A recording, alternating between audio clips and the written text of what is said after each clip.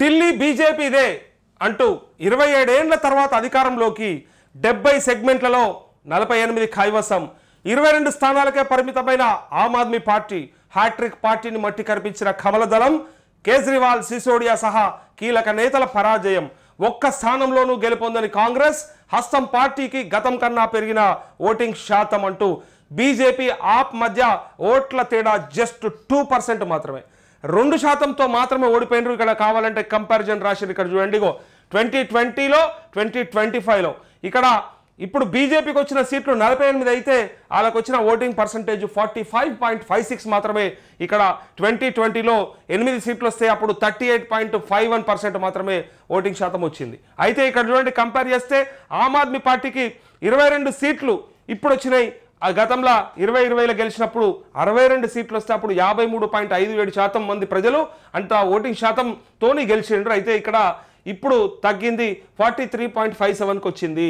ఇక కాంగ్రెస్కు ఏం పెరిగింది అయ్యా అంటే 2% పెరిగిందట. ఓట్ల శాతం 2% పెరిగింది. వీళ్ళకు పెరిగినటువంటి 2% ఏదైతే ఉందో అది ఆమ్ ఆద్మీ పార్టీ కనుక సంపాదించి ఉంటే వాళ్ళ అధికారంలోకి వస్తుండే. ఇన్ని సీట్ల ఫరక్ వస్తుండే. జస్ట్ 2% ఓటు కనుక ఆమ్ ఆద్మీ పార్టీ సాధించి ఉంటే ఇలా బీజేపీ కాకుండా మళ్ళీ ఆమ్ ఆద్మీ పార్టీ గెలుస్తుండే. దానికి జస్ట్ 2% తక్కువైంది. వీళ్ళు గెలవడానికి ఉపయోగపడలేదు కానీ వీళ్ళని ఓడించడానికి ఉపయోగపడ్డారు. కాంగ్రెస్ తనకు తానుగా గెలవడానికి ప్రయత్నం చేసిందేమో కానీ దాన్ని ఆలకట్లు ఉపయోగపడలే కానీ ఆ 2% వీళ్ళు రాకపోవడం వల్ల గెలవాల్సిన వాడు ఓడిపోయిండు. ఇక్కడ చూడండి ఇక కాంగ్రెస్కి 0 గుండు 0 గాడిద గుడ్డు ఇలా అంటుండే కదా, గుడ్డు తెచ్చిర్రా గుడ్డు పెట్టిర్రా గాడిద గుడ్డు ఇచ్చిర్రు. ఇలా ఈ కాంగ్రెస్కు 0 రావడానికి కారణం ఎవరు? రాహుల్ గాంధీ అని దేశమంతా అంటా ఉన్నది. కానీ నేనేమంటా ఉన్నా అంటే మన రేవంత్ రెడ్డి అంటా ఉన్నా. రేవంత్ రెడ్డి వల్లనే కాంగ్రెస్కు పాపం అక్కడ 0 వచ్చింది.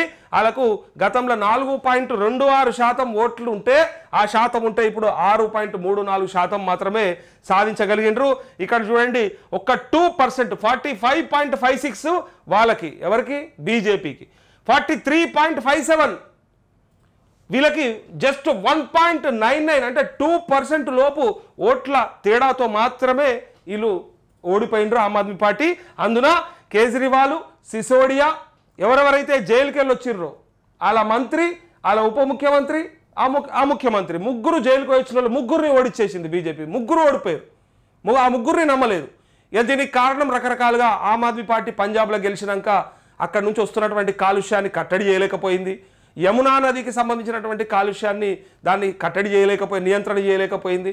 అక్కడ ప్రజలను పట్టించుకోలేదు.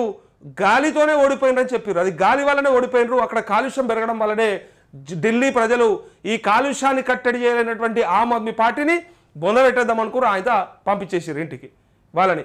ఇక్కడ అసలు ముచ్చటిగా చూడరు. ఇక బీజేపీ ఆప్ మధ్య ఓట్ల తేడా 2% మాత్రమే అంటూ కాంగ్రెస్ వచ్చి పరాన్నజీవి అని వీళ్ళు అన్నారు. ఎవరు? ప్రధానమంత్రి నరేంద్ర మోదీ అన్నాడు.